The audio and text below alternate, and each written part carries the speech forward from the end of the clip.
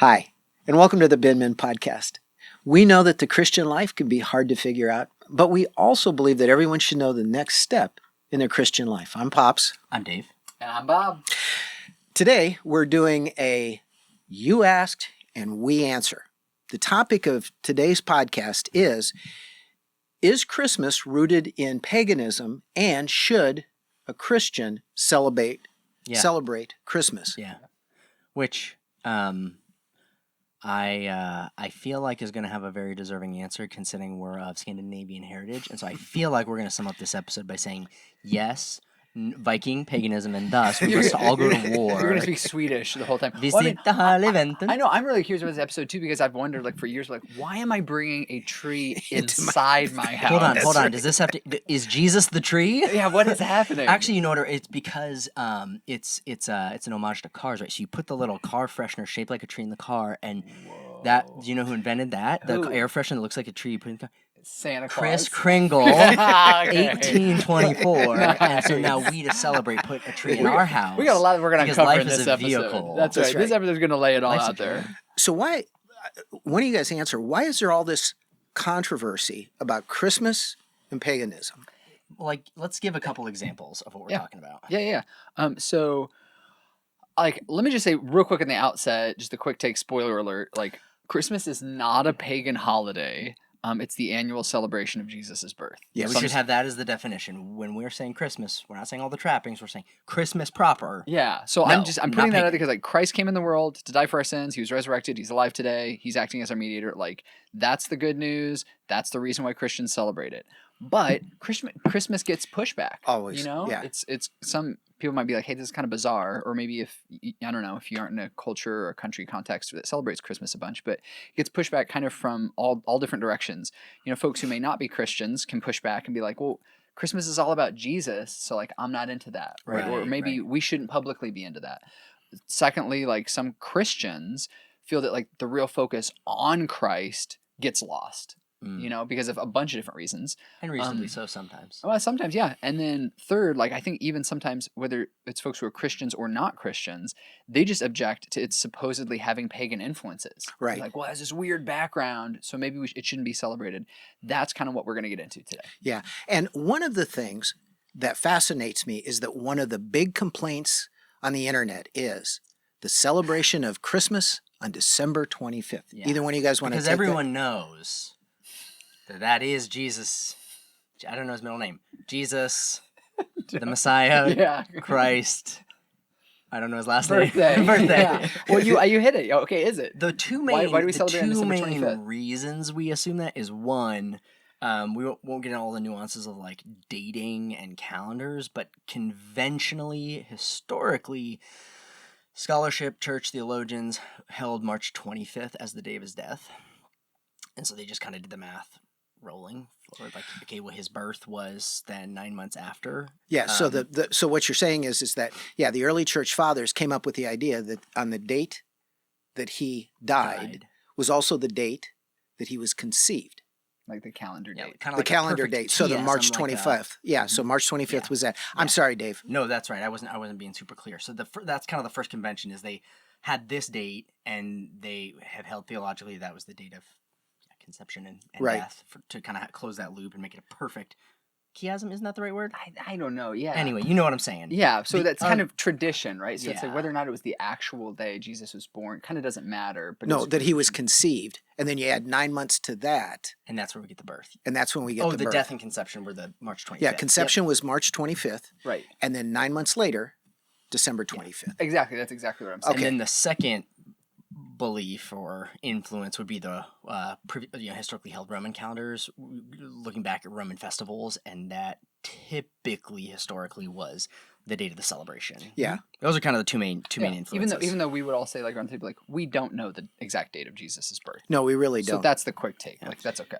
So go on the internet, and you're going to see that people say, "Oh, Christmas is really just all related to paganism," and they're going to give you all kinds of pagan practices, beliefs, Look, it's rituals. Your Christmas. That's exactly right. How do you, Pops, how would you respond to that? Okay, I was going to say yes and no. While some some Christmas traditions Yeah. have their origin Yeah. in ancient pagan practices, traditions, or symbols. They have been so successfully appropriated into our practice and celebration of Christmas, they're totally irrelevant Yeah. today. Yeah. And I think it's also important to recognize that any time we're referring to these practices, traditions, symbols, it has nothing to do with their original meaning, but what the contemporary meaning really is. Yeah. There's like- so. And that's Can I have an example of that? yeah, sure. Okay, so I may not be the best husband, and I may not have been the best boyfriend, but I know enough to like try and get Caroline a card on Valentine's Day. Yeah. Right. And inevitably, that card has a bunch of hearts on it. Yep. Now, for me, I'm like, well, these symbolize my love for her. I'm not thinking what's going through my head is, oh yeah, like these hearts represent this ancient plant, right, called silphium that you were help me research this down, used for cough syrup and birth control, right? Hundreds of years control. Everything is making so much sense now. That's what this symbol means. Cough syrup. Like no, like it means what it means now. Exactly. Yeah, that's great. Which also, like, to take it a step further, it doesn't mean that I'm going to stop going to church on Sunday because Sunday was named after a pagan god who was the day of the sun. I'm not going to stop going to our small group on Wednesdays because it was named after a Scandinavian or I think a Norse god, Woden. Yeah. Like, I'm not Woden's like Day. Woden's Day. Like, I'm not, do you see what I'm saying? Like, Yeah. symbols evolve in meaning. Yeah. And can be reappropriated. So, what should we do about some of the Christmas traditions that supposedly have a pagan origin? Can I put in a real quick Easter egg in the church? Yeah. What's that song? Is it the 12 Days of Christmas? Yeah. With all those symbols? Yeah. You know that was like, say it was like they're all allegory. I feel like you already know this. No, you say it. Yeah, it's like the well, I don't remember them all. There's the Lords of Leaping and the Morning Turtle Doves. Jesus. Yeah, they Biblical were truths. it was created during a time where they all had a meeting, so it was like a secret theological lesson wrapped inside of it, but it was during a time where faith was punished. Anyway, that was tangential. Well, it's all to say like Google it. There's other pieces of Christmas also that are like embedded with some Christian stuff, right, underneath. So But it's not all bad? right. But so here's the fun part. So here's maybe like 5 pieces that are Christmas practices that are connected to pagan practices at some level, but I don't think that means we shouldn't practice them. Right? Did they spell spider? No, they don't. I don't have any sort of memory device for this, and you can help me fill in if you want to. But here's 5 examples. So like one is the ringing of bells. Yeah. Right, on Christmas Eve and on Christmas morning, it doesn't ward off evil spirits, right? It ushers, as a Christian, right? It ushers in my excitement over Jesus' birth. So another example, like lighting of candles. These aren't for the pagan superstition of warding off cold and darkness. They remind me that Jesus is the light of the world, as it says in John 1, right? He's come into our darkness.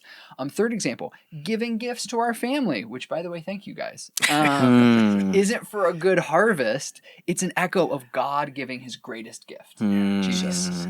Fourth example, our indoor Christmas tree. All right, so here we go. We got to the tree. Our indoor Christmas tree is not a pagan hope for the spring. Instead, it's just the centerpiece of our family gathering, right? Maybe last example here. We could go on because there's other examples, but even Christmas greenery, right? If you're not watching the YouTube video, we have a delightfully fake Christmas tree in the Christmas background. fern in the middle. And a Christmas fern, yeah, there you are, whatever house plant this is. Some mistletoe. Yeah, thank you. So speaking of that, every Christmas greenery, particularly mistletoe, it doesn't have to do with a 24-hour peace treaty between druids. It's just can be a symbol of friendly or even a loving smooch, like hopefully with me and my wife, as I mentioned. Probably not with you, Dave. So there you go. So maybe there's some origins, but like we don't have to celebrate it that way, and that's not. It's kind of current meaning. It's still worth taking a look and having an examination of your practices, because I would say similarly, if you feasting tied to a lot of holidays, definitely tied to Christmas celebration, yada yada. But it's not a call to overindulge and be gluttonous. That's good. Or the big one, giving gifts. Again, that it's great to celebrate and be generous and gracious and all that, but it's a short leap away from sinful covetousness, greediness, and like a true myopic focus on the wrong thing. Because it's consumerism. Oh, and the Amazon sale and this and that. It's like, no. Way to get real, man. Yeah, you're right. Yeah. Which is why I'm not buying you anything for Christmas. I'm giving you a Binman mug and a Christmas spider T-shirt. Yeah, there you go. Give me an example, one of you, if you can. In the Bible, is there any evidence where, I'll give you a big hint, where somebody like, say, Paul was able to redeem a pagan symbol and apply it to evangelism? I just opened to Acts 17, altar the unknown God. Yes, when he's speaking at the Areopagus.